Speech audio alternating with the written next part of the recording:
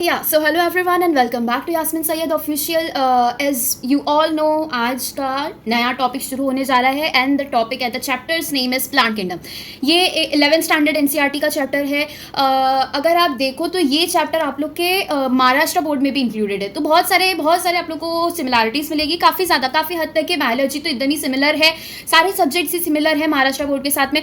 तो आप लोग को ये करना है, जो बच्चों का बोर्ड चल रहा है अभी, उनके लिए मैं खास तौर से, क्योंकि मुझे कमेंट में एक रिक्वेस्ट आ रहा था कि 12th के बोर्ड्स चल रहे हैं, तो उसके लिए क्या सोल्यूशन हो सकता है कि 12th के बोर्ड्स को भी हैंडल किया जाए और एनसीईआरटी जो नीट है ये एग्ज़ाम को भी हम साथ साइमल्टेनियसली हैंडल करें. तो इसका मैं यही आप लोग को एक एडवाइस दूंगी कि अभी आप लोग अपने बोर्ड्स की प्रिपरेशन पर ज़्यादा फोकस रखो, because that should be your first priority. क्योंकि अगर आप लोग आगे जाके नीट देते हो और आप लोग का सिलेक्शन होता है, गॉड विलिंग, तो फिर आप लोग के लिए क्या हो जाएगा आगे स्कॉलरशिप्स. अगर कोई ऐसा आप लोग कॉलेज लग रहा है जिसके अंदर थोड़ी ज़्यादा आप लोग की फ़ीस है, then you can go for scholarships. और वो स्कॉलरशिप्स आप लोग को तभी मिलेगी जब आप लोग के 10th में 12th में परसेंटेज अच्छे होंगे. लोग ऐसा सोचते हैं कि 10th और 12th का परसेंटेज मायने नहीं रखता, लेकिन मैं ऐसा बिल्कुल नहीं सोचती हूँ. अगर आप लोगों ने 10th में मेहनत की है, आप लोगों ने 10th में टॉप किया है, अच्छे परसेंटेजेस लाए हैं, और 11th 12th में भी आपने कंटिन्यूसली मेहनत की है, तो ये सारे परसेंटेज आपको कहीं ना कहीं काम आएंगे और उसका बहुत बड़ा आप लोग यूज़ कर सकते हो स्कॉलरशिप में. तो अपना टैलेंट दिखाने का कि आप लोगों ने इतना अच्छा स्कोर किया है, ये ही वो टाइम है. ठीक है, तो स्कोर अच्छे से अच्छा करो 12th स्टैंडर्ड में. एटलीस्ट आप लोग का 65+ तो होना ही चाहिए. मैंने भी उसे यही एडवाइस दिया बच्चे को. तो all right, so now we are going to start with the new chapter plant kingdom, जो आप लोग को अभी महाराष्ट्र बोर्ड में भी है and in your NCERT as well. तो इस चैप्टर को करना कैसे? पहले तो बॉटनी से बहुत सारे बच्चे डरते हैं, तो मैं बता दूं बॉटनी बहुत ही इंटरेस्टिंग सब्जेक्ट है. कोई नहीं मानेगा इस बात को, आई नो, कोई इस बात पे बिलीव नहीं करेगा. आप लोग सोचोगे कि यार हमने मेडिकल फील्ड लिया था प्लांट्स पढ़ने के लिए. नहीं, तो मैं आप लोगों को बता दूं कि प्लांट्स बहुत ही इंपॉर्टेंट है हमारे इकोसिस्टम में. तो हमें हमारा ये एक हमारे पर एक कंपलसरी बन जाता है कि हम प्लांट्स के बारे में भी स्टडी करें. एंड मोर ओवर, अगर आप बायोलॉजी ये वर्ड देखो तो bio related to life, logy मतलब स्टडी. तो आप लोग लाइफ के बारे में पढ़ रहे हो. It could be a life of a unicellular organism to an elephant और a dinosaur, that everything is included under biology. तो आप लोगों को वो पढ़ना ही है. ठीक है, तो ऐसे बिल्कुल आप लोग को रोना नहीं आना चाहिए. ठीक है, एक बार रो लो बॉटनी के नाम से, ठीक है, अच्छा है, बहुत अच्छी बात है. अगर आप लोग को बॉटनी नहीं पसंद आ रहा है फिर भी आप लोग ट्राई कर रहे हो, इट इज एक्सीलेंट कि आप लोग को नहीं पसंद आ रहा है, आप लोग फिर भी उसके ऊपर एक एफर्ट्स लगाने की कोशिश कर रहे हो. ठीक है, तो जब जो चीज़ पर आप एफर्ट लगाते हो उस चीज़ पे कहीं ना कहीं कोई ना कोई रिजल्ट आता ही है. ठीक है, वो रिजल्ट कैसा आता है वो डिपेंड करता है कि आप लोग कितने एफर्ट्स लगा रहे हो. I am not just talking about this chapter, I am talking about everything that you are going to face in your life. आप लोग एफर्ट्स लगाओ, ईजी हो जाएगा, अपने आप ईजी हो जाएगा आप लोग के लिए. आप लोग ट्राई तो करो. ठीक है, अब इसके एग्जाम्पल्स की तरफ आते हैं. तो एग्जाम्पल्स से बहुत बच्चे कंफ्यूज हो चुके हैं, एकदम गिव अप कर दिए हैं. तो इतने ज़्यादा डिफिकल्ट है नहीं एग्जाम्पल्स. आप लोग सिर्फ कुछ चीज़ें फॉलो नहीं करते हो, प्रॉपरली फॉलो नहीं करते हो. अब मैं कुछ चीज़ें बताऊंगी आप लोगों को, तो आप लोगों को ऐसा लगेगा कि ये तो हमने सुन चुका है, ये सारे आइडियाज़, ये सारे ट्रिक्स हम लोग को पता है. लेकिन ट्रस्ट मी, वही चीज़ें फॉलो करके आप लोगों की एग्जाम्पल्स वाले प्रॉब्लम सॉल्व होंगे. अगर एग्जाम्पल्स याद नहीं हो रहे हैं, take a sheet of paper. उस पेपर पे आप लोग को एक बार अच्छे से नीट एंड आइडियली अपने को पूरे जितने भी एग्जाम्पल्स दिए हैं प्लांट किंगडम के और दूसरी जगह एनिमल किंगडम की, आप लोग को पूरी तरीके से नोट डाउन करने हैं नीट एंड आइडियली. आप लोग को कोई भी टॉपर्स नोट्स उठाने की जरूरत नहीं है, कोई भी रेडीमेड पीडीएफ आप लोग कहीं से मिल रहा है उठाने की जरूरत नहीं, कोई भी मॉड्यूल का पेपर आप लोग को लेने की जरूरत नहीं है एग्जाम्पल्स के लिए. आप लोग एग्जाम्पल्स जो एनसीईआरटी में दिए हैं वो आप लोग 1 टाइम 2 टाइम 3 टाइम लिखकर सॉल्व करो, लेकिन वो आप लोगों को खुद को लिखने हैं.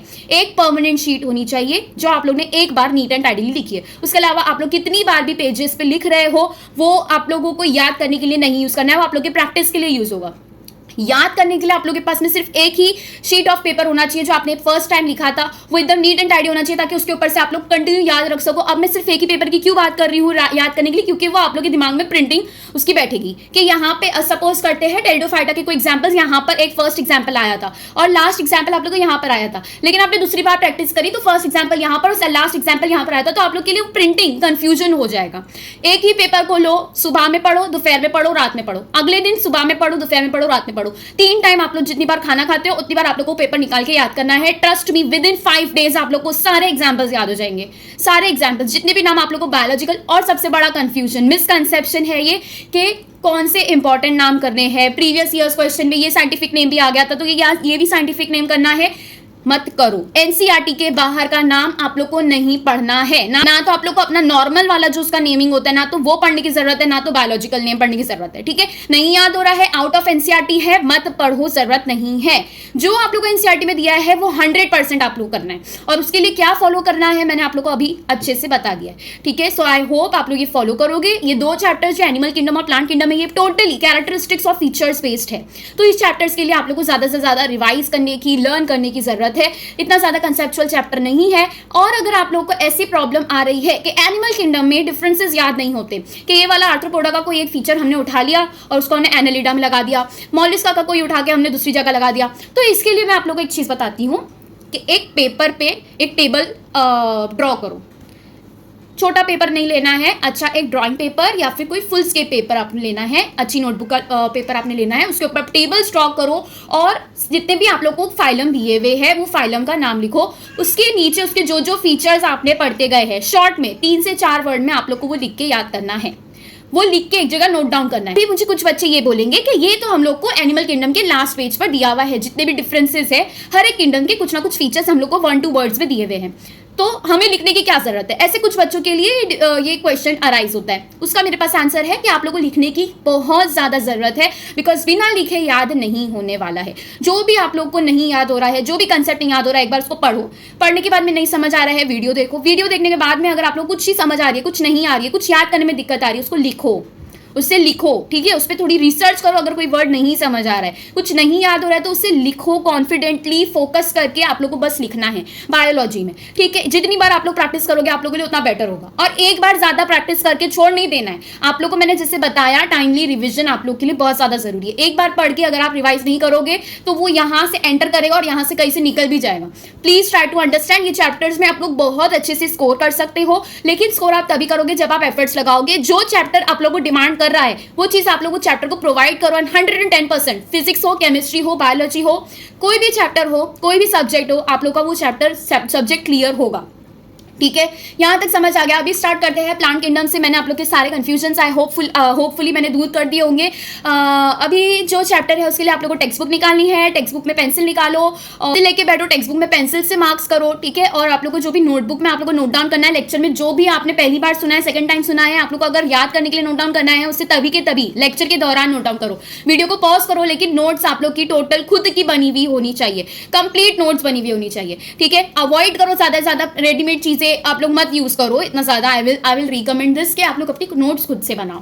ऑलराइट, खुद आप लोग को पता होना चाहिए कि कौन सी चीज कहाँ लिखी गई है, ये चीज हो जाती है। आप लोग को टेक्स्ट बुक में पेंसिल से मार्क करना है, जहां पे मैं इंपॉर्टेंट बता रही हूँ वहां पे इंपॉर्टेंट #IMP करके आप लोग लिख सकते हो, वो इंपॉर्टेंट पॉइंट होगा। अभी से हाईलाइटर नहीं यूज करो, बिकॉज अभी अगर फर्स्ट टाइम अगर आप चैप्टर पढ़ रहे हो और हाईलाइटर यूज करने बैठोगे तो सारी ही लाइन्स मार्क कर दोगे। कुछ ऐसे कंसेप्ट होते हैं, कुछ ऐसे फैक्ट्स या ऐसे पॉइंट्स होते हैं जो आप लोग को विद द टाइम आप लोग को वो चीज समझ आ जाती है कि ये तो बेसिक है, अभी आप लोग के लिए न्यू है, तो उसके ऊपर आप हाईलाइटर मार दोगे। तो इससे बेटर है कि अभी पेंसिल लेके बैठो और अपने टेक्स्ट बुक्स पे और नोटबुक पे ज्यादा फोकस रखो, और मेरे लेक्चर पे भी। ठीक है, so let's begin with today's lecture. Okay, so hello everyone and welcome back to Yasmeen Syed official. आज पूरा नया चैप्टर शुरू करने जा रहे हैं हम in our new tab that is Xiaomi Pad 6 में मैं ये नया लेक्चर रिकॉर्ड करने जा रही हूँ for the very first time.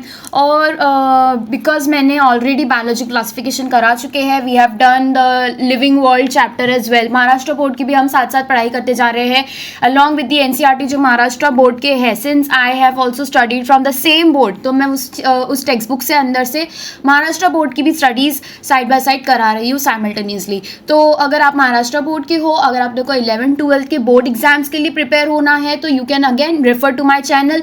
और अगर आप NCERT नीट के लिए प्रिपेयर कर रहे हो, आपको NCERT समझनी है, तो again you can refer to my channel.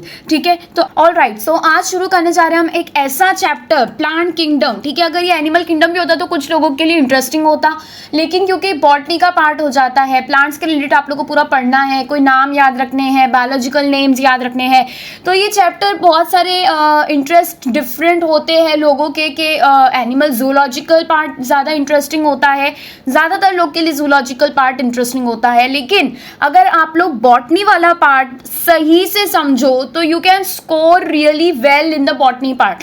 I am telling you this because यहाँ पर से कुछ भी एक्स्ट्रा चीज याद रखने की जरूरत नहीं पड़ती है। प्लांट्स के अंदर क्या आपने क्या फिजियोलॉजी पढ़नी है, कौन से प्रोसेसेस पढ़ने हैं, सब कुछ एनसीईआरटी में से दिया हुआ है, ठीक है। और ये आप लोग का यहाँ तक ही रहेगा, प्लांट के रिलेटेड इतनी ज्यादा आप लोग को आगे नॉलेज लगने वाली तो नहीं है, ठीक है। तो नीट के लिए आप लोग को अगर प्लांट पे फोकस करना पड़ रहा है तो प्लीज इस चैप्टर को बहुत ध्यान से रखो, ध्यान से सुनना है ये लेक्चर और अपनी नोट्स खुद से बनानी है। ये चैप्टर जो है ये आगे लिंक करता है विथ मेनी चैप्टर्स, क्योंकि प्लांट का अगर आप बेस अपना स्ट्रांग रखोगे, जैसे कि इसके अंदर आप लोग को बताया जा रहा है कि एल्गे है, ब्रायो है, टेरिडो है, जिम्नो है और एंजियोस्पर्म्स है, ये सारे इसके अंदर के सब पार्ट्स है, ठीक है। तो अगर आप लोग याद रखोगे कि क्या क्या चीजें किस तरीके से एक दूसरे को डिफरेंट बना के अलग अलग तरीके से क्लासीफाई किया जाता है प्लांट्स में, तो आगे के लिए आप लोग के लिए बहुत इजी हो जाएगा कि मोनोकॉट्स कौन से थे, डाइकॉट्स कौन से थे, उसके अंदर कैसे स्ट्रक्चर, जो आप लोग को एनाटॉमी ऑफ प्लांट्स में आप लोग को ये चैप्टर में बताया गया है, पूरी डीप डेप्थ में आप लोग समझाया गया है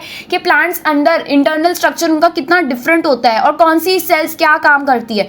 तो यहाँ से आप लोग का जो 11th स्टैंडर्ड का 3rd चैप्टर, आप लोग का जो बेस क्रिएटिंग चैप्टर है, उस पर अगर आप ध्यान दोगे तो आप लोग का एक इमेजिनेशन पावर आप लोग का सबसे पहले तो स्ट्रेंथन होगा, जिसकी वजह से आप एनाटॉमी और आगे का प्लांट फिजियोलॉजी बहुत अच्छे से कर पाओगे। बिकॉज प्लांट फिजियोलॉजी तो सबको पता है कितना ज़्यादा इंपॉर्टेंस कैरी करता है, और बॉटनी में सबसे ज़्यादा अगर क्वेश्चंस आने के चांसेस है तो प्लांट फिजियोलॉजी से है, काफ़ी ज़्यादा हाई वेटेज वाला चैप्टर होता है। तो उसके लिए प्लीज़ प्लांट किंगडम आप लोग को नहीं छोड़ना है। अगर उधर पे आप लोग को full out of marks score करने हैं तो प्लांट किंगडम पे डटे रहो, ठीक है। तो स्टार्ट करते हैं आज के लेक्चर से। सबसे इंपॉर्टेंट चीज जो आप लोग को यहाँ पे याद रखनी है वो ये है कि प्लांट किंगडम एक बहुत ही हाई वेटेज वाला चैप्टर है, जिसके अंदर आप लोग बहुत सारी चीजें पढ़ोगे। जैसे कि सबसे पहले हम देखेंगे यहाँ पर कि किस तरीके से क्लासिफिकेशन आए थे, क्या क्या चेंजेस आए और किन 3 सिस्टम्स के बारे में आज हम बात करेंगे। जैसे कि मैंने बताया 3 सिस्टम्स, तो एक होगा आप लोग आर्टिफिशियल सिस्टम, एक होगा नेचुरल सिस्टम और एक होगा फाइलोजेनेटिक रिलेशनशिप्स पे बेस्ड वाला सिस्टम, ठीक है, जिसको हम फाइलोजेनेटिक क्लासिफिकेशन सिस्टम के नाम से भी जानते हैं। तो ये 3 सिस्टम्स करने के बाद में हम अलग अलग, ठीक है, उसके वो शुरू करेंगे, ठीक है, सब पार्ट शुरू करेंगे। ऑल राइट, ठीक है। यहाँ पर खत्म हो जाएगा एल्गे के सारे आप लोग को डायग्राम्स। ये डायग्राम कितना इंपॉर्टेंट है, कैन नॉट टेल यू। ये डायग्राम में से आप लोग को सीधा स्ट्रेट फॉरवर्ड नेम आएगा, ठीक है। ये नेम आप लोग को याद रखने हैं, ये एज एन एग्जाम्पल्स आप लोग का एक याद रखने के लिए ये फोटोज बहुत अच्छे हैं, बिकॉज ये जिस यहाँ पे जो एग्जाम्पल्स दिए हैं ये नीट में कई बार आए हैं। तो डायग्राम अच्छे से याद रखो। ये आप लोग को बहुत सारे ठीक है यूट्यूब वीडियोज में मिल जाएगा कि ये लैम्प शेप्ड होता है, लैम्प के जैसा दिख रहा है, ये ऐसा लैम्प, तो इसका नाम लैमिनेरिया है। दूसरा फ्यूकस है, फ्यूकस एफ की तरह आप इसको पहचान सकते हो, फ्यूकस। डिक्टायोटा एक अगेन डी फॉर्म कर रहा है, उल्टा डी फॉर्म कर रहा है। तो इस तरीके से आप लोगों को बहुत सारी ट्रिक्स मिल जाएगी ट्रिक्स याद रखने की, ये सारे इमेजेस याद रखने की। लेकिन आप लोगों को पूरी कोशिश करनी है कि सारे इमेजेस, सारे डायग्राम्स आप लोग एनसीईआरटी के पूरे 110% करो। उसके बाद में नेक्स्ट हमारा एल्गे पूरा डी के सारे चारों के सब पार्ट्स हो जाएंगे। फिर नेक्स्ट शुरू होता है ब्रायोफाइट्स। नेक्स्ट फिर उसके बाद में आप लोग को ब्रायोफाइट्स में 2 है, मॉसेस एंड लीवरवुड्स। फिर फाइनली हमारा शुरू होगा टेरिडोफाइट्स। टेरिडोफाइट्स तक अगर आप लोग का हो जाता है तो जिम्नोस्पर्म्स में तो कुछ भी नहीं है याद करने जैसा। सिर्फ एक जगह अगर ये चैप्टर में किसी को प्रॉब्लम आती है तो वो एक ही चीज है, ऑल्टरनेशन ऑफ जनरेशन, जो कि आज हम पढ़ेंगे, बहुत अच्छे से समझेंगे क्या होता है ऑल्टरनेशन ऑफ जनरेशन। ये सारे सब पार्ट जैसे जैसे बनते जाएंगे, आप लोग प्लीज वो पार्ट पे जाके रेफर करना है कि ऑल्टरनेशन ऑफ जनरेशन में कहाँ आप लोग को डाउट आ रहा है, ठीक है। और जो पार्ट में आप लोग को जहां पे भी डाउट आ रहा है कमेंट करके मुझे बताओ, I will try to answer as soon as possible, ठीक है। So let's begin with this chapter. अगर आप लोग को इसके डीपीपी चाहिए, इसके क्वेश्चन प्रैक्टिस के लिए आप लोग को पीडीएफ चाहिए, तो प्लीज मेरे टेलीग्राम चैनल पे आप लोग जाके ज्वाइन हो जाओ फटाफट से, बिकॉज वहां पर मैं सारे डीपीपीज अपने पीडीएफ के फॉर्म में अपलोड करूंगी। और दूसरी बात यह है कि वो सारे प्रैक्टिस शीट्स को हम वीडियो सॉल्यूशंस के थ्रू सॉल्व भी करेंगे, ठीक है। तो मतलब मेरे यहाँ पे चैनल पे आप लोग को वीडियो सॉल्यूशंस इसके मिल जाएंगे। ऑल राइट, तो जो भी डीपीपी आप लोग को पीडीएफ आप लोग को मेरे टेलीग्राम चैनल पे मिलेगा, आप लोग वो खुद से सॉल्व करने का ट्राई करो। एंड फाइनली अगर आप लोग को कुछ सेल्फ एनालिसिस करना है, कहाँ रॉन्ग है, क्या डाउट है, तो ये सब चीज़ अगर आप लोग को जाननी है तो यूट्यूब पे सर्च कर सकते हो आप लोग, DPP solution Yasmeen Syed official, आप लोग को मिल जाएंगे सारे सारे वीडियो सॉल्यूशंस, और इस तरीके से आप लोग को बायोलॉजी में भरपूर क्वेश्चन प्रैक्टिस करनी है। डीपीपी में क्या मिलेगा, नॉर्मली प्रैक्टिस क्वेश्चंस जो एनसीईआरटी से बने हुए हैं, जो मैंने ढूंढ के बनाए हैं, ठीक है। दूसरा क्या मिलेगा, पीवाईक्यूज, बहुत इंपॉर्टेंट, जो आउट ऑफ सिलेबस है उसको मैंने टोटल कैंसिल कर दिया है, वो सारे पीवाईक्यूज मैंने नहीं डाले हैं। बहुत इंपॉर्टेंट वाले जो अभी के न्यू एडवांस टॉपिक्स पे बन सकते हैं वो मैंने बनाए हैं, और पीवाईक्यूज मैंने उसके अंदर से निकाले हैं जो अभी सिलेबस में है, ठीक है। वो सारे उसको साइड करके कलेक्ट करके मैंने उसको उसके अंदर इन्फ्यूज किया है, ठीक है। तो ये सब हो जाता है। अब शुरू करने जा रहे हैं finally with the chapter plant kingdom, ठीक है। अब ये चैप्टर में है क्या, सबसे पहले हमको ये समझना है कि ये चैप्टर में प्रीवियस चैप्टर से किस तरीके से लिंक करता है। So start with the reading. In the previous chapter we looked at the broad classification of living organisms under the system proposed by Whittaker 1969 में इन्होंने 5 किंगडम क्लासिफिकेशन का ठीक है निर्माण हुआ था। 5 किंगडम क्लासिफिकेशन एक जन ने इन्वेंट किया था, एक तरीके से थियोरी उन्होंने बनाई थी कि वो क्या था, वो एक क्लासिफिकेशन था जिसके अंदर हमने सारे ऑर्गेनिज्म जितने भी अर्थ पर मिलते हैं, जिसके अंदर वायरस, ठीक है, प्रायंस और दूसरा क्या थे, लाइकन्स, ये सारी चीजें उसके अंदर प्लेस नहीं की गई थी, ठीक है। तो यहाँ पर दूसरी चीजें आती है जैसे कि प्रोटिस्टा, मोनेरा, और सबसे पहले तो मोनेरा है, फिर प्रोटिस्टा है, फिर फंजाई है, ठीक है, फिर then we have Plantae and then finally Animalia. तो ये 5 किंगडम का क्लासिफिकेशन किसने किया था, आर.एच. विटेकर 1969 में हुआ था। Alright, wherein he suggested the 5 kingdom classification that is Monera, Protista, Fungi, Animalia and Plantae. यहाँ तक तो सबको पता है किस किस तरीके से हमने बायोलॉजी क्लासिफिकेशन में सबके डेप्थ में एक्सप्लेनेशन हमने समझा है, ठीक है। In this chapter we will deal in detail with further classification within kingdom Plantae. अब ये 5 किंगडम क्लासिफिकेशन, 5 किंगडम क्लासिफिकेशन जो था, इसके अंदर एक प्लांटे किंगडम था, उसके अंदर क्या साइनोबैक्टीरिया हमने पढ़े हैं नहीं, तो क्यों प्लांटे में उसको नहीं ठीक है किया गया है, उसको क्लासीफाई नहीं किया गया, उनको सिस्टमैटिक्स में ठीक है उस तरीके से उसे नहीं रखा गया, क्लासीफाई नहीं किया गया, बिकॉज साइनोबैक्टीरिया एक बैक्टीरिया का नाम है। ऑल्दो उसे कहा जाता है that are also referred to as blue green algae, not algae anymore. ये लाइन में आप लोग को अभी समझा रही हूँ बिकॉज प्लांटे किंगडम के अंदर साइनोबैक्टीरिया जो कि ब्लू ग्रीन एल्गे जिसका आप कॉमन नेम पढ़ते आ रहे हो, वो एल्गे नहीं है, वो क्या है, बैक्टीरिया में कहा जाता है ब्लू ग्रीन एल्गे, ठीक है। तो लेकिन वो इस वजह से क्योंकि वो बैक्टीरिया इसलिए उसको हम मोनेरा में रखेंगे, although it is called as blue green algae, it is not included under kingdom Plantae, it is popularly known as plant kingdom. ये तो समझ आ गया। We must stress here that our understanding of the plant kingdom has changed over time, ठीक है। Please understand this, ठीक है। Short history आप लोग को समझनी बहुत जरूरी है, नहीं तो आप लोग you know blue green algae का नाम सुन के आप उसको प्लांटे में टिक कर दोगे। अगर ऐसा क्वेश्चन आ जाता है कि which of the following organisms is not included under, ठीक है, किंगडम प्लांटे, तो साइनोबैक्टीरिया नहीं लिखा होगा वो ऑप्शंस में, कुछ भी लिखा हो सकता है, साइनोबैक्टीरिया नहीं लिखा हो सकता है। साइनोबैक्टीरिया की जगह ब्लू ग्रीन एल्गे डेफिनेटली दिया जा सकता है, ठीक है। तो ब्लू ग्रीन एल्गे, एल्गे नाम सुन के आप लोगों को उसको प्लांट किंगडम में है ऐसे नहीं छोड़ देना है, ठीक है। प्लांट किंगडम में नहीं है वो, ठीक है। तो यहाँ पर इसलिए हिस्ट्री आप लोग का पढ़ना बहुत ज्यादा जरूरी हो जाता है, ठीक है। अब ये अंडरस्टैंडिंग क्यों चेंज होती गई प्लांट किंगडम की, बिकॉज यहाँ पर हम बहुत सारे अलग ऐसे ऑर्गेनिजम्स रख रहे थे जिनका प्लांट से कोई दूर दूर तक कोई रिलेशन नहीं बनता है, जो कि बैक्टीरिया है, जैसे कि पहले उसको कहाँ रखा गया था, ठीक है, प्लांट किंगडम में रखा गया था। Fungi and members of Monera and Protista having cell walls have now been excluded from Plantae. एक लेक्चर बनाऊंगी जिसके अंदर प्लांट किंगडम और एनिमल किंगडम के सारे एग्जांपल्स हम करेंगे, उसके बायोलॉजिकल नेम्स कौन से याद रखने हैं, कौन से नहीं रखने हैं, कोई ऐसे ठीक है एक्स्ट्रा नाम आप लोग पढ़ लेते हो एग्जांपल्स में, ऐसे एग्जांपल बेस्ड चैप्टर जिसके अंदर फीचर्स और एग्जांपल्स दिए जैसे कि प्लांट और एनिमल किंगडम है। यहाँ पर आप लोग को एक्स्ट्रा इन्फॉर्मेशन कुछ भी याद करने की जरूरत नहीं है, जितने फीचर्स दिए हैं पॉइंट वाइज सिर्फ उतने ही याद रखो, ठीक है। So fungi and members of Monera and Protista having cell walls have now been excluded from Plantae. कुछ ऐसे मेंबर्स थे जो फंजाई और कुछ मोनेरा और प्रोटिस्टा के थे जिनके पास में सेल वॉल था।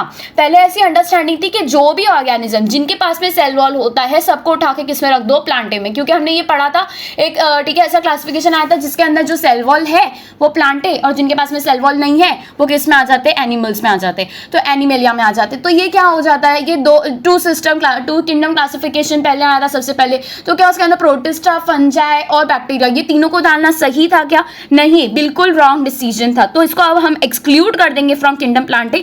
दो earlier classification place them in the same kingdom. यहाँ पे कौन सी किंगडम की बात हो रही है अगर आप लोग को जानना है तो बायोलॉजिकल क्लासिफिकेशन के फर्स्ट लेक्चर पे जाके आप उसका ओवरव्यू पढ़ सकते हो। So the cyanobacteria that are also refer to as blue green algae are not algae any more. यहाँ तक समझ आ गया कि साइनोबैक्टीरिया क्यों प्लांटे में नहीं इंक्लूडेड है? क्योंकि वो बैक्टीरिया है। ऑलराइट, वो सिंगल सेल्ड बैक्टीरिया है, सिर्फ उसके पास में सेल वॉल है, क्योंकि बैक्टीरिया के पास में नॉर्मली सेल वॉल होती है, तो उसको सिर्फ सेल वॉल है, इस बेसिस पे उसको प्लांट में नहीं रखा जा सकता। अगर एक सिमिलैरिटी है तो 99 ठीक है डिसिमिलैरिटीज है, ठीक है डिफरेंसेस है, ठीक है, तो उसको अपनी सही प्लेस पर रखा जाता है जो कि है Monera. Alright, in this chapter we will describe algae, we will describe algae, bryo, pteridophytes, gymnosperms and angiosperms under plantae. Start करते हैं with the reading. Let us also look at classification within angiosperms to understand some of the concerns that influence the classification system. देखो, classification system पहले बना नहीं था। जब हमने ये चीज समझी कि एनिमल्स और प्लांट्स को अलग अलग तरीके से यूज किया जा सकता है, ठीक है, तो उस बेसिस पे हमने ठीक है नॉर्मल अपने डोमेस्टिक वेज में उसको क्लासीफाई किया कि ये एनिमल्स है और ये प्लांट्स है, इनको अलग अलग यूजेस के लिए यूज किया जाता है, ठीक है। तो वहां पर सबसे पहले क्लासिफिकेशन का निर्माण हुआ, सबसे पहली बार वो वहां पर यूज हुआ था क्लासिफिकेशन। उसके बाद में हमने साइंटिफिक बेसिस पे क्लासिफिकेशन शुरू किया। तो अब एंजियोस्पर्म्स के एग्जांपल्स देख के हम ये समझेंगे कि कौन सी चीजें हैं जो क्लासिफिकेशन के लिए और इंकरेज करती गई, ठीक है। कुछ चीजें ऐसी है जो साफ साफ डिफरेंसेस दिखाई दे रहे हैं, तो हमने उसको क्लासीफाई कर लिया फॉर इजियर रिकॉग्निशन, ठीक है, आइडेंटिफाई करने के लिए इजी हो जाए, इसलिए हमने उसको क्लासीफाई किया। The earliest systems of classification used only gross superficial morphology characters such as habit, color, number and shape of leaves etc. तो देखो यहाँ पर जो वर्ड्स आप लोग को याद रखने हैं वो क्या क्या है? The earliest system of classification use only gross superficial morphological characters. ये पूरी लाइन यहाँ से क्या क्या यूज किया उन्होंने? Gross superficial morphological character such as habit, colour, number and shape of leaves. ये आप लोग को पूरा याद रखना है, ये बहुत इंपॉर्टेंट है। अब ये क्यों इंपॉर्टेंट है मैं पहले आप लोग को बाद में आप लोग को बताऊंगी, ठीक है। पहले आप लोग को ये समझना है कि ये चीजें बहुत इंपॉर्टेंट है। सबसे पहले शुरू करते हैं विद ग्रॉस। ग्रॉस मतलब ओवरव्यू, ठीक है, ओवरऑल एक ऊपर से हमने ठीक है एक ओवरऑल व्यू हमने देख लिया कि इस तरीके से ये दिखता है। सुपरफिशियल मतलब अपनी विजुअल ठीक है अपेरेंट है। मॉर्फोलॉजिकल मतलब बाहर के, ठीक है, जो आप लोग का बाहर से अपीयरेंस होता है उसे हम बोलते हैं मॉर्फोलॉजिकल कैरेक्टर्स, ठीक है। मॉर्फोलॉजिकल कैरेक्टर जैसे कि हैबिट कहाँ पाया जाता है, कौन से एरियाज में पाया जाता है, ठीक है, डैम प्लेसेस में पाया जाता है या फिर सैंडी रीजन में पाया जाता है, ठीक है, या फिर ठीक है रेनी सीजन्स में वाटर के अंदर पाया जाता है, कहाँ पाया जाता है, उस बेसिस पे उसका हैबिट हो गया। दूसरा हम उसका कलर देखते थे, कौन से कलर का है, नंबर देखते थे, ठीक है, एंड शेप ऑफ लीव्स, ठीक है, जो लीव्स है उसके हम फीचर्स को, ठीक है, एक तरीके से बेसिस बनाकर लीव्स के फीचर्स को बेसिस बनाकर हम उसे क्लासीफाई करते थे कि जितने भी ग्रीन लीव्स वाले हैं उसको एक तरफ कर दो, ग्रीन लीव्स वालों को, ऑल दो उसके अंदर हजारों डिसिमिलैरिटीज रहने दो, लेकिन अगर क्योंकि वो ग्रीन लीव्स वाले हैं तो वो एक जगह आ जाएंगे, दूसरी जगह आएंगे येलो लीव्स वाले। तो इस तरीके से हमने जो दो एक टैक्सा में आने चाहिए थे, एक कैटेगरी में आने चाहिए थे, हमने उसको भी क्या कर दिया, आउट कर दिया, क्योंकि लीव्स का क्या था, ठीक है, सिमिलैरिटीज नहीं थी। जहां पर सिमिलैरिटीज मिली, ऑल दो वो अलग अलग टैक्सा के थे, अलग कैटेगरी के थे, फिर भी उनको एक जगह रख दिया गया, क्योंकि ये कैसे बेसिस पे बनाया गया था, अपीयरेंस के बेसिस पे। Gross superficial morphological character such as habit, colour, number and shape of leaves, कैसे शेप है, ठीक है, लीव्स के, उस बेसिस पे हमने इसको क्लासीफाई किया। तो ये कौन सा क्लासिफिकेशन है? नॉर्मली हमारी आंखों से देखा हुआ क्या क्या डिफरेंसेस है, क्या क्या सिमिलैरिटीज है, बस इसको याद रखो, यहाँ पे रखो। ये येलो वाले लीव्स है, ये यहाँ आएंगे, ग्रीन वाले लीव्स यहाँ आएंगे, बाकी कोई भी सिमिलैरिटीज, कोई भी डिफरेंसेस देखने की जरूरत नहीं। नेक्स्ट क्या था? They were based mainly on vegetative characters or on the androecium structure। मतलब अभी shape of leaves कहाँ जाता है? vegetative characters में। stem का कैसा texture है, stems कैसे है, वो कहाँ आ जाता है? vegetative characteristics में आ जाता है, राइट। दूसरा क्या देख लिया उन्होंने? और the androecium structure मतलब कि androecium जो we all know flower के इस पे androecium निकलता है, ठीक है, दिस इज एंड्रोशियम, इसके काफी सारे फिलामेंट्स बनते हैं और यहाँ पर ही एक ओवरी बनती है अगर बाइसेक्सुअल फ्लावर है तो, और उसके ऊपर क्या होता है, स्टिग्मा होता है। तो बेसिकली ये एंड्रोशियम जो है ये किसका पार्ट होता है, मेल फ्लावर का, और जो ओवरीज है और जो ये स्टिग्मा है ये पूरा किसका पार्ट होता है, gynoecium, that is your female flower का। तो जो एंड्रोशियम का स्ट्रक्चर था उस बेसिस पे हमने इसको क्लासीफाई किया। और कौन सा, वेजिटेटिव कैरेक्टर्स, जैसे कि जिसके अंदर क्या क्या आ जाता है, लीव्स आ जाते हैं, ठीक है, लीव्स आ जाते हैं, स्टेम्स आ जाते हैं, रूट्स आ जाते हैं, ये सारे जो सुपरफिशियल मॉर्फोलॉजिकल कैरेक्टर्स है वो वेजिटेटिव कैरेक्टर्स। और एंड्रोशियम का स्ट्रक्चर हमने देख लिया, सिस्टम गिवन बाय लीनियस, तो इसके बेसिस पे हमने इसको ओपनली जो अपेरेंटली आप लोगों को दिखाई दे रहे हैं वो फीचर्स के बेसिस पे हमने इसको क्लासीफाई किया है। क्या इसके अंदर कुछ भी डेप्थ में देखा गया था कि भाई इनका सेल स्ट्रक्चर अलग है, इनको इनकी नेसेसिटीज अलग है, इनकी रिक्वायरमेंट अलग है, इनके अंदर हार्मोन्स अलग प्रोड्यूस होते हैं, फाइटो हार्मोन्स जिसे हम कहते हैं जो प्लांट्स के अंदर मिलते हैं, फाइटो हार्मोन्स, क्या ये बेसिस हमने देखा कि हार्मोन्स कैसे है, सेल स्ट्रक्चर कैसा है, सेल डिवीजन कैसा है, ऑल्टरनेशन ऑफ जनरेशन कैसा है, या ये सब चीज देखी गई थी, नहीं। Superficial morphological characters, gross superficial morphological characters, अब ये सिस्टम किसने दिया था, लीनियस ने दिया था। इसको हम क्या कह देते हैं, आर्टिफिशियल सिस्टम कह देते हैं। तो फर्स्ट आ जाता है आर्टिफिशियल सिस्टम ऑफ क्लासिफिकेशन।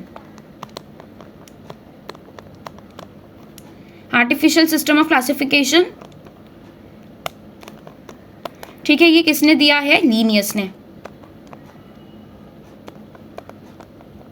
ये याद रखना है। नेक्स्ट जो आएगा ये कौन सा था, आर्टिफिशियल सिस्टम था। वाई आर्टिफिशियल, बिकॉज नेचुरली हम देख नहीं रहे हैं कि इसके अंदर क्या क्या सिमिलैरिटीज डेप्थ में प्रेजेंट है, हम सिर्फ अपेरेंटली जो आप लोगों को दिखाई दे रही है सिमिलैरिटीज बस वही हम देख रहे हैं, बाकी और दूसरे डिफरेंसेस हम इसके अंदर ठीक है पॉइंट आउट नहीं कर रहे, तो ये आर्टिफिशियल सिस्टम हो गया। Nextly we have such systems are artificial, they separated the closely related species since they were based on a few characteristics. पत्तियों का शेड देख लिया, कलर देख लिया, ठीक है, उसके थोड़े बहुत फीचर्स देख लिए, जो मॉर्फोलॉजिकल फीचर्स है वो सब देख लिए, ठीक है, फ्यू कैरेक्टरिस्टिक्स पे ये बेस था, उसके डेप्थ में इंफॉर्मेशन हमने उसका बेसिस नहीं बनाया था। तो ये कौन सा था, आर्टिफिशियल सिस्टम ऑफ क्लासिफिकेशन।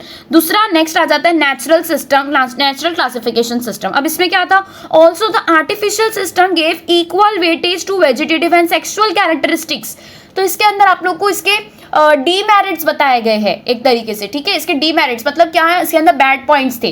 क्या क्या बैड पॉइंट्स थे, पहले तो इसने फ्यू कैरेक्टरिस्टिक्स लिया, सबसे पहली तो चीज ये है कि उसने अपेरेंट कैरेक्टरिस्टिक्स लिया, ठीक है, मॉर्फोलॉजिकल कैरेक्टरिस्टिक्स। क्या मॉर्फोलॉजिकल अगर वो सेम है तो क्या वो सेम टैक्सा में बिलोंग करेंगे, नहीं, उनका जेनेटिकली सेम सिमिलर होना भी बहुत ज्यादा इंपॉर्टेंट है। तो जेनेटिकली जो सिमिलर है वो वाले एक कैटेगरी में आएंगे, तो वो ज्यादा इंपॉर्टेंट है, ठीक है। मॉर्फोलॉजिकली जो ठीक है क्लासिफिकेशन किया गया वो वीक क्लासिफिकेशन, बिकॉज उनके अंदर बहुत लार्ज क्वांटिटी में डिफरेंसेस प्रेजेंट होते हैं।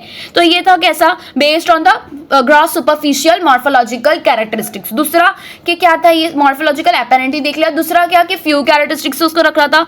तीसरी चीज क्या थी कि इसके अंदर equal weightage was given to vegetative and sexual characteristics. जैसे कि एक चीज उन्होंने ये देख ली कि सेक्सुअल वेजिटेटिव कैरेक्टर्स क्या है, जैसे कि क्या क्या आ गया इसके अंदर, लीव्स आ गई, रूट्स आ गए, फ्लावर्स आ गए। दूसरा इन्होंने देख लिया एंड्रोशियम स्ट्रक्चर। एंड्रोशियम स्ट्रक्चर किसका पार्ट हो गया है, सेक्सुअल, ठीक है, कैरेक्टरिस्टिक्स का हो गया है। तो सेक्सुअल कैरेक्टरिस्टिक्स को वेजिटेटिव कैरेक्टर्स के साथ में एक तरीके से एक ही इक्वालिटी दी गई। क्या ये इक्वालिटी दी जानी चाहिए थी, नहीं, बिकॉज सेक्सुअल कैरेक्टरिस्टिक्स ज्यादा स्ट्रॉन्ग होते हैं, सेक्सुअल कैरेक्टरिस्टिक्स एनवायरमेंट के साथ बदलते नहीं है।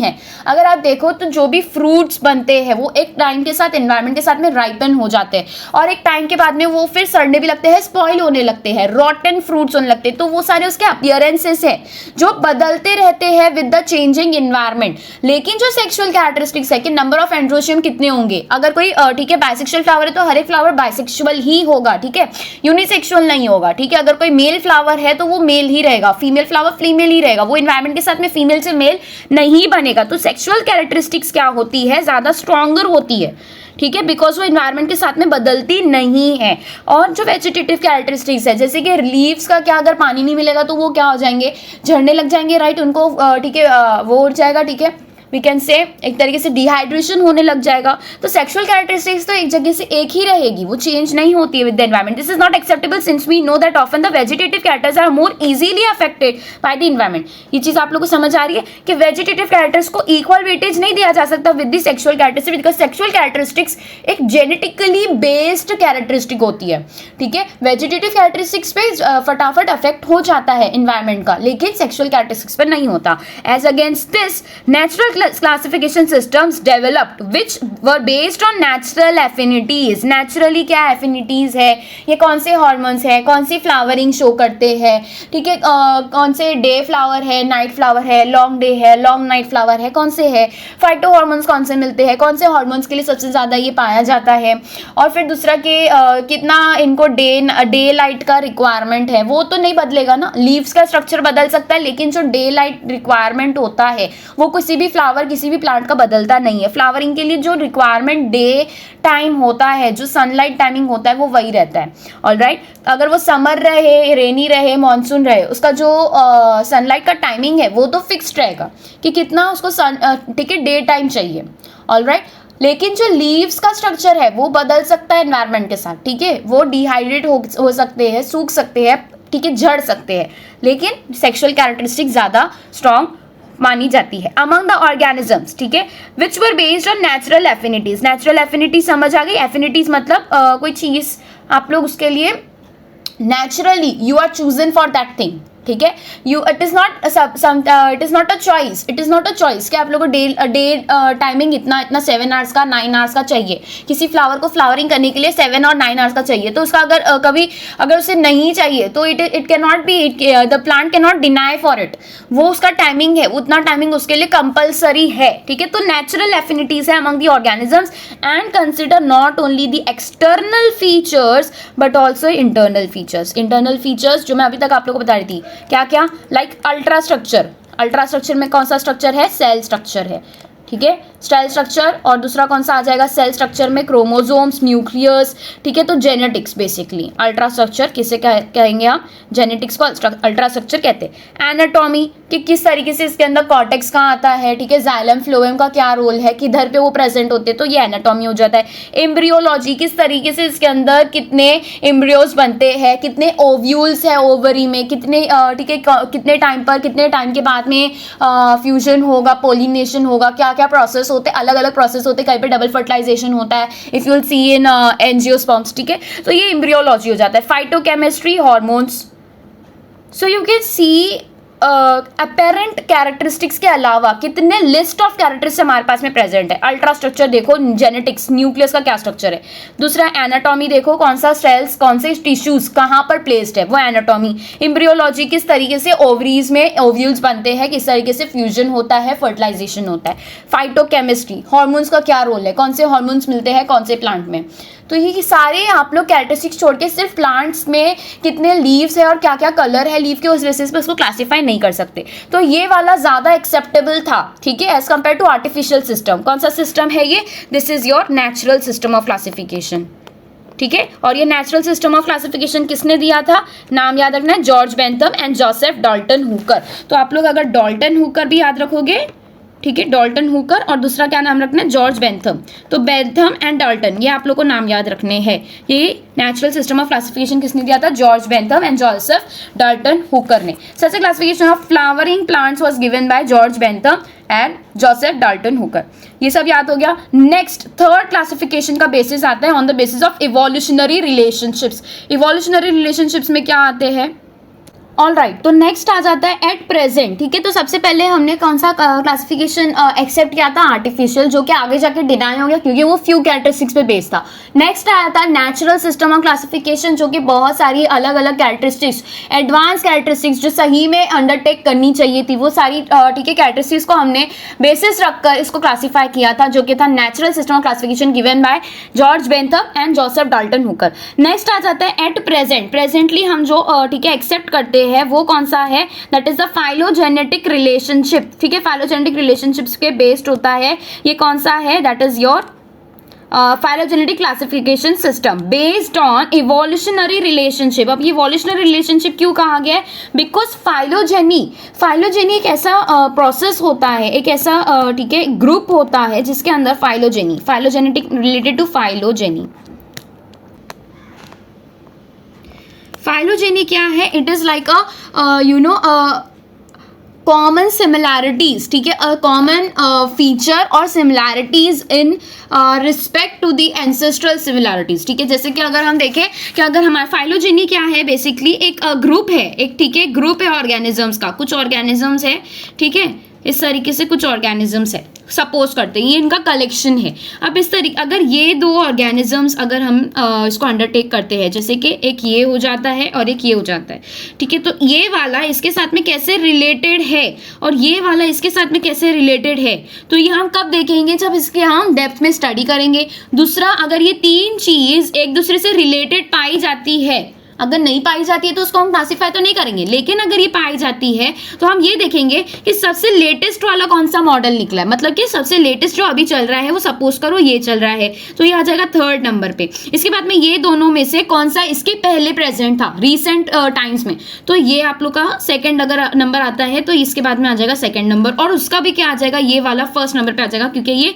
सेकंड के भी पहले मौजूद था। तो आप लोग के पास में इवोल्यूशनरी रिलेशनशिप कैसे आ जाएगी कि 1 आपका सबसे बड़ा एंसेस्टर, जो उसके बाद में क्या आया 2 इवॉल्व होके आया, फिर उसके बाद में इवोल्यूशन के बेसिस पे थर्ड आया, तो 1 से सेकंड और फिर सेकंड से थर्ड, इस तरीके से हम उसको क्लासिफाई करते हैं कि सबसे ज्यादा एंसेस्ट्रल रिलेशनशिप किसका स्ट्रांग होगा, ठीक है, जिसका एंसेस्ट्रल रिलेशनशिप स्ट्रांग होगा उसको हम कलेक्ट करके क्लासिफाई करेंगे। अब क्लासिफाई कैसे करेंगे? जो सबसे पहले आया, जो सबसे ओल्डेस्ट एंसेस्टर है, उसके बाद में जो आया, उसके बाद में जो आया और जो करंटली चल रहा है, इस तरीके से हम उसको क्लासिफाई करते हैं। इसे कहते हैं हम इवोल्यूशनरी रिलेशनशिप, कि इवोल्यूशन होके कौन सा किसके साथ में किस तरीके से रिलेटेड था और कौन से टाइम के बाद में कौन सा वाला ऑर्गेनिज्म, ठीक है, इवॉल्व होके आया है, तो इसे हम कहते हैं फाइलोजेनेटिक रिलेशनशिप। ये समझ आया होगा आप लोग को, फाइलोजेनेटिक फाइलोजेनी समझाने के लिए बस मैंने ये ड्रॉ किया था।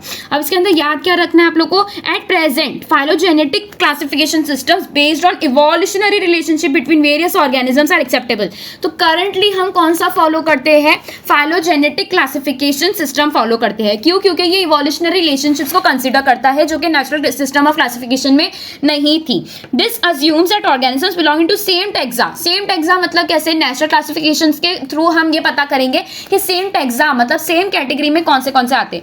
जो सेम कैटेगरी में आते हैं उसका अल्ट्रा ठीक है स्ट्रक्चर देखकर, उसके जेनेटिक्स के स्ट्रक्चर देख के हम उसका अगर एक जगह पे कॉमन सिमिलैरिटीज अगर निकाल के हम उसको एक कैटेगरी में क्लासीफाई कर रहे हैं, तो हम उसके थ्रू, ठीक है, this assumes that organisms belong to same taxa, उसके थ्रू अगर हम उसको सेम टेक्सा में रख रहे हैं, they have a common ancestor, मतलब इस बेसिस पे रख रहे हैं कि अगर ये कॉमन है मतलब इनके अंदर कोई ना कोई कॉमन एंसेस्टर होगा जिसके आगे इवॉल्व होके ये सारे ऑर्गेनिजम्स आए होंगे। We now use information from many other sources to help resolve difficulties in classification. अब ये कैसे पता करें कि कौन से कॉमन है, कौन से नहीं है, कौन से ठीक है डेप्थ में डिसिमिलैरिटीज शो करते हैं या फिर अपेरेंटली खाली सिमिलर है। ये सारी चीजों को ठीक है ईजी करने के लिए, फैसिलिटेट करने के लिए हमने बहुत सारे न्यू टेक्सोनॉमिकल एड्स निकाले। टेक्सोनॉमिकल एड्स, एक न्यूमेरिकल टेक्सोनॉमी, एक है साइटो टेक्सोनॉमी और एक कीमो टेक्सोनॉमी। ये 3 चीज आप लोग को याद रखनी है। न्यूमेरिकल टेक्सोनॉमी में क्या आता है?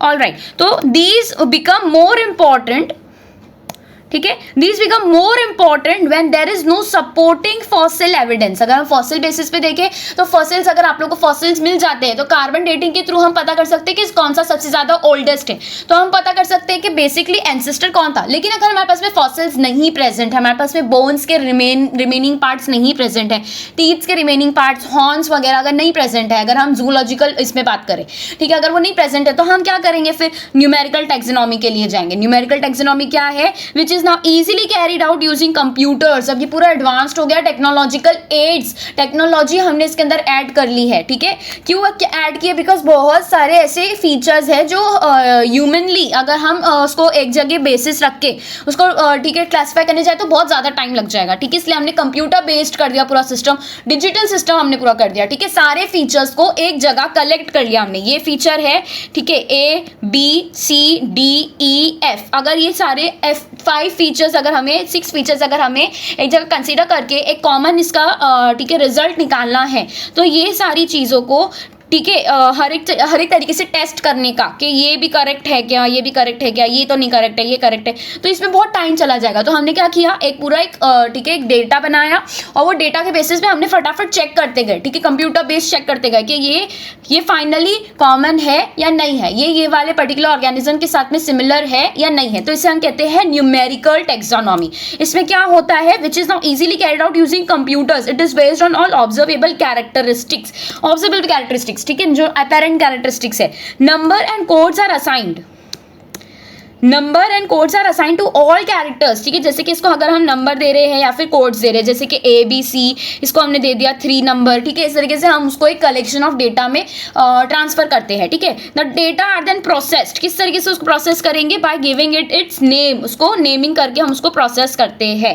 Next, in this way each character is given equal importance and at the same time hundreds of characters can be considered. अगर हम हंड्रेड्स ऑफ कैरेक्टर्स कंसिडर करने चाहेंगे तो एक दिन में एक ही हम प्लांट कर पाएंगे, वो भी बड़ी मुश्किल से, अगर हंड्रेड्स ऑफ कैरेक्टर करने जाएंगे तो। लेकिन अगर ऐसे लार्ज क्वांटिटी में सारे प्लांट्स को क्लासिफाई करना है तो हम पूरी तरीके से डिजिटली टेक्नोलॉजी का यूज करते हैं, डिजिटल टेक्नोलॉजी का यूज करते हुए, बेस्ट एडवांसमेंट्स का यूज करते हुए हम उसको फटाफट से विद इन लेस टाइम हम उसे क्लासिफाई कर सकते हैं। तो ये हो जाता है न्यूमेरिकल टेक्सोनॉमी। नेक्स्ट आ जाता है साइटोटेक्सोनॉमी। साइटोटेक्सोनॉमी क्या है, that is based on cytological information. अगर साइटोलॉजिकल इंफॉर्मेशन किसे कहते हैं, साइटो रिलेटेड टू सेल, ठीक है, साइटोलॉजिकल मतलब सेल के रिलेटेड क्या क्या नॉलेज आ सकती है। सेल में आप लोग को क्या क्या मिलता है, न्यूक्लियस मिलता है, यस न्यूक्लियस मिलता है, और क्या मिलता है, we get to see chromosomes inside nucleus, तो क्रोमोसोम्स मिलते हैं, ऑलराइट। और उसके अलावा क्या मिलता है, सेंट्रियोल्स के क्या स्ट्रक्चर है,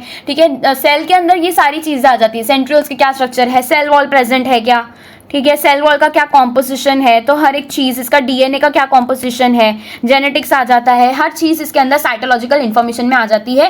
लाइक क्रोमोसोम नंबर, ठीक है, बहुत इंपॉर्टेंट, उसका क्या स्ट्रक्चर है, क्या बिहेवियर है, किस तरीके से सेल डिवीजन शो करता है, क्रोमोसोम्स किस तरीके से डिवाइड होते हैं, and this is called as what, cytotaxonomy. ये एक तरीके का एड हो जाता है। दूसरा लास्टली क्या इंपॉर्टेंट है, तो that is chemotaxonomy. Chemo related to chemical, और प्लांट्स के अंदर जो केमिकल मिलते हैं उसे हम क्या कहते हैं, that is called as phytohormones. तो basically chemotaxonomy is based on what, फाइटोहॉर्मोन्स।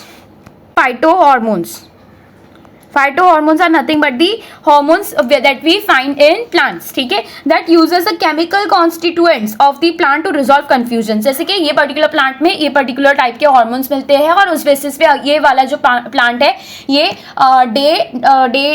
Long day plant होगा या फिर शॉर्ट नाइट प्लांट होगा, या फिर उसे कह सकते हैं शॉर्ट डे प्लांट और लॉन्ग नाइट प्लांट। इस तरीके से हम उसके कंफ्यूजन रिजॉल्व करेंगे and are also use by taxonomist these days. तो ये सारे क्या हो जाते हैं, ये एक तरीके से एड्स है टू क्लासीफाई, एड्स यानी क्या, हेल्प्स हम ठीक है अंडरटेक करते हैं फॉर क्लासीफाइंग ऑर्गेनिजम्स और प्लांट्स। बेसिकली इसके अंदर प्लांट किंगडम में हम प्लांट्स को ठीक है कंसिडर करते हैं और प्लांट्स को क्लासीफाई करते हैं। And what are the aids that we use, first numerical, second cyto and third is chemotaxonomy. ये सारे एड्स को, इसके एड्स के थ्रू हम ये पता करते हैं कि एंसेस्टर्स, कॉमन एंसेस्टर्स कौन से हैं, ठीक है। तो ये हो गया क्लासिफिकेशन का। नेक्स्टली हम शुरू करने जाएंगे with our very first part that is algae.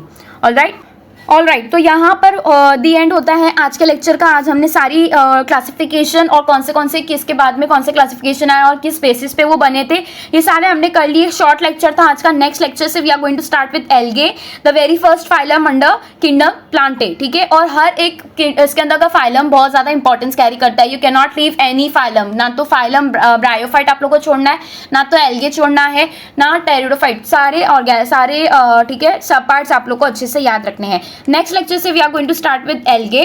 Till then जो ओवरव्यू आज हमने समझा है उसका आप लोग डीपीपी डाउनलोड करो, सॉल्व करो, PYQ सॉल्व करो, ठीक है। Stay healthy, good bye.